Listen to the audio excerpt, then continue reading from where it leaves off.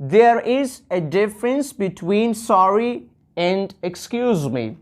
We use sorry when something happened already and you are apologizing for that. For example, I'm sorry for not doing my homework, or I'm sorry for coming late.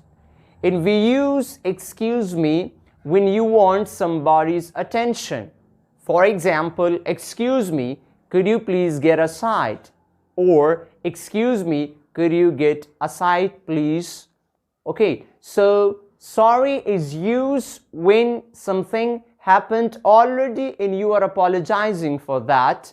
And we use excuse me when you want somebody's attention. So we use sorry for forgiveness and we use excuse me for attention. Thank you for watching. Like and follow us for more videos. Allah Hafiz.